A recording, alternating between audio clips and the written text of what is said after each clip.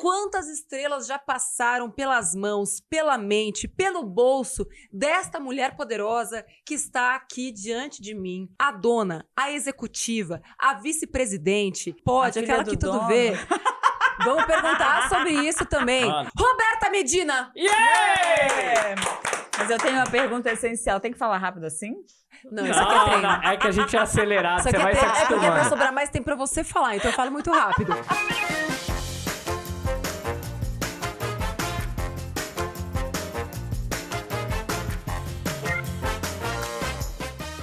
Roberta Medina é só assim, a voz, a cara por trás dos maiores eventos, festivais de música do Brasil. Rock in Rio é ela, The Town é ela, Lollapalooza não era? Vai ser ela também. Fora do Brasil também, Rock in Rio, Portugal, está lá também. Então assim, Roberta, antes de qualquer coisa, assim, sua fã, nós precisamos de cada vez mais mulheres, assim, fodásticas. Então a primeira coisa é, o Rock in Rio nasceu no mesmo ano que eu, 1985. Quantos anos você tinha? E como que foi crescer vendo essa loucura criada pelo seu pai, o Roberto Medina, que eu tive o prazer de conhecer no Rock in Rio do ano passado. Sim. Você olha pro cara, assim, tipo, ele respira inovação, assim, tipo... desenfreado, completamente desenfreado. O Rodolfo, seu irmão, que nos apresentou, falou, nossa, esse encontro aqui, tipo, não vai dar certo, é a louca com o maluco, assim, vai dar uma coisa muito errada isso aqui. Como foi primeiro crescer desse ambiente? Olha, curiosamente, eu acho que foi um pouco às avessas do que se pode imaginar, porque o Rock in Rio, a primeira edição, ela foi um desafio muito grande para a família, né? Ele deu um prejuízo enorme. Então, apesar de todo o sucesso, para o meu pai foi muito pesado, né? Eu tinha 7 anos na primeira edição e ele acabou de pagar a dívida, eu tinha 16. Então, assim, da primeira edição. Nossa! Já tinha passado a segunda, hein? Atenção, que a segunda foi em 91. Mano! Só que essa história também só se começa a contar lá na frente, né? Porque eles vêm de uma geração onde errar não é bonito. A gente, graças a Deus, evoluímos enquanto sociedade, a gente entende...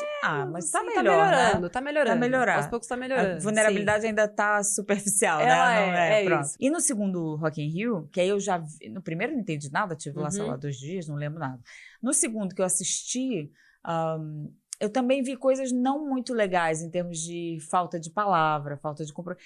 Eu acabei vendo coisas que não era a parte bonita da história. E aí, conclusão, eu não gostava do Rock in Rio. Até os meus 19 anos, 20, para falar a verdade, quando o Roberto, por conta do Rodolfo, que ficou provocando, vai fazer Rock in Rio de novo. E eu pensava, gente, como é possível? Como por que essa querem? criatura quer fazer de novo? Eu não consigo entender por que ele quer fazer esse troço de novo, né? E aí, quando começa, então, a acelerar e a concretizar a ideia de fazer a edição, que era para ser 2000, acontecendo em 2001, o Roberto, então, me convida. Eu já tinha começado a trabalhar antes, com produção de eventos, mas, curiosamente, não foi com ele, porque... Foi até que ele foi à porta, sem dúvida nenhuma, mas... Roberto não gosta de produção, o cara é sonhador, gosta de criar e depois alguém faz, né? Só que eu me apaixonei por acaso, tive a oportunidade de trabalhar no Barra Shopping com o Iva da Disney e me apaixonei por fazer eventos. Porque eu acompanhei o segundo Rock in Rio, mas sei lá como é que aquele palco montava. E o que me encantou foi todo o planejamento de como chega, como é que sai, como é que o público vive aquela experiência. Corta nesse parágrafo, então eu vou fazer a terceira edição do Rock in Rio, mas ele só me convenceu quando ele traz a proposta de que era para voltar a fazer o Rock in Rio, para usar a plataforma midiática do Rock in Rio para dar voz a causas sociais que não tinham tanta atenção. Até arrepiei. Né, naquela época, uma época onde as grandes empresas até faziam projetos, apoios, fundações, etc., mas era feio você se aproveitar de uma causa para poder vender o seu produto. E o que o Roberto queria dizer, não, era o contrário. Não, é justo que o consumidor escolha o seu produto se, além de gerar emprego, pagar imposto, né, gerar riqueza para a sociedade, se, além disso, ele contribui... gerando um impacto positivo para a sociedade, além disso, que precisa. Exatamente. A gente não pode esquecer que por trás de cada um desses eventos existe um negócio, um modelo de negócio. O que faz esse modelo hoje ser sustentável e que dá a possibilidade de vocês, inclusive, colocarem outros produtos, ou seja, plataformas e eventos, debaixo desse guarda-chuva de vocês? Falando um pouquinho de histórico, até para o pessoal entender, eu acho que assim, até 2001, que foi a terceira edição, então o Rock in Rio aconteceu em 85, 91 e 2001 no Rio. Até ali, 80% do investimento, né, do custo para fazer o evento acontecer, tinha que vir de patrocínios, de publicidade. 80%? 80%. Ou seja, o ingresso... O ingresso, o valor era baixo, E aí você não conseguia contribuir muito com isso. E aí, você não consegue arranjar todo ano uma marca com uma necessidade de marketing desse tamanho, né? Porque o patrocínio do Master era, assim, gigantesco. Então, não era viável, não era... Financeiramente, não era viável. Quando a gente vai para Portugal, a gente consegue fazer um modelo onde 50% da receita vem da receita vem da venda de ingresso, mas 50% vem de patrocínio. Equilibrou um pouquinho. Então, o valor do ingresso sobe um pouquinho e o patrocinador, então, passa a ter um valor de investimento significativo, mas não inviável. E aí, o que aconteceu com esse modelo é que a gente conseguiu deixar de ser um evento esporádico, que acontecia, né, de tempos em tempos, e virou uma empresa. Né? Então, a primeira edição em Lisboa foi um investimento. Na segunda, a gente equilibrou o jogo. Na terceira, a gente conseguiu, em 2008, começar a manter a equipe. Isso faz toda a diferença. Pessoas. Não tem nada que não são pessoas. Então, na hora que a gente começa a conseguir manter a equipe, a gente começa a avançar na criação, nas ideias, sofisticando a forma. A gente foi o mesmo ano que a gente começou a ter muita atenção, em 2006, na verdade, foi um pouco antes que a gente começou a entender a história do impacto ambiental. Você, com equipe fixa, consegue investir em pensamento de como montar diferente, como otimizar recursos, etc. E você usar material de uma edição para outra, cenografias que se reutilizam, etc. Isso financeiramente também gera impacto. E aí a gente passou a ser uma empresa. Quando volta para o Brasil já é nesse modelo e acontece, então, de 2 em 2 anos. Ainda assim, uma vez estabilizado o mercado, para a equipe que trabalha em alto desempenho e mega acelerado, o ano não tem muito trabalho, porque a gente começa a comunicar um ano antes, então já tem coletivas acontecendo, já tem milhões de coisas acontecendo, mas é mais baixo. Então, o que vai fazer, o que é muito legal do momento que a gente está vivendo, é que a equipe está muito robusta. Essas lideranças estão quase todas há mais de 10 anos com a gente.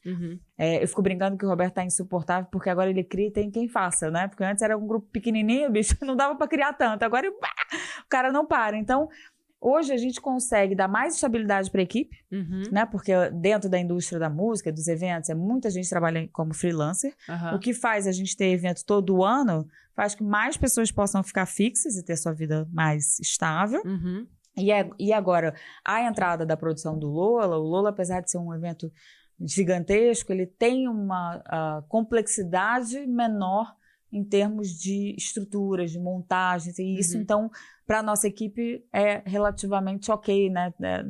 Nada é fácil e simples, porque a gente rala muito, mas dá, funciona, e de novo, fortalecendo as pessoas. Desde que você começou, teve alguma coisa assim que deu muito errado? Ou muitas coisas deram muito errado, assim, que saíram muito do controle, que você achou... Financeiramente já saiu várias vezes, né? Graças a Deus, eu digo assim, a maior responsabilidade que a gente tem é a responsabilidade física. São pessoas. Todo o resto tem graça, mas perder dinheiro, eu prefiro 1000 vezes perder dinheiro do que ter alguém machucado. Então, bicho, o critério está estabelecido. Então, a gente muitas vezes perdeu dinheiro. Em Lisboa... Cara, e só Lisboa foi muito engraçado, porque só a mudança de fiscal, o tal do IVA, que é uma coisa, né? Sim, que a gente Caraca, a gente não sabia lidar com o raio do IVA. Então, a gente botava, põe o IVA na conta, não põe, porque ninguém lá põe o IVA na conta. Então, a gente passou a não colocar. Só que no final tinha mais 3 milhões de conta de IVA para pagar. Cara, desastre absoluto. Então, coisas que você vai aprendendo. E eu acho que, no limite, se eu fizesse um olhado, o que a gente podia efetivamente ter feito... Mas se a gente pensasse muito, talvez a gente não fizesse, porque são projetos muito desafiadores. Mas é algum planejamento, pouquinho mais de tempo no planejamento, que hoje a gente já faz. Tem mais equipe, etc. Porque a gente tomou alguns sustos, por exemplo, Vegas eu tenho uma visão muito particular, que quem estiver me ouvindo e for da equipe vai discutir muito, porque não tem assim, um consenso. Eu acho que se a gente tivesse entendido que no mercado americano, para estabelecer um grande evento, você leva 3, 4 edições, a gente tinha ido com uma outra perspectiva de investimento. Que ano que foi, Vegas? 2015. A gente teria ido com uma outra perspectiva de investimento, a gente teria os sócios internacionais entendendo que a perspectiva de ganho era num tempo, né? Médio. E valia super a pena. O fato da gente esperar que se resolvesse tudo numa edição só e a nossa empresa fatura em reais para pagar em dólar, esquece, bicho, aquilo assustou todo mundo, ai, comigo não tá. Mas foi um sucesso. A gente teve 5 vezes mais venda de ingressos do que as primeiras edições dos maiores festivais americanos. A gente tinha mais patrocínio na época do que os festivais americanos.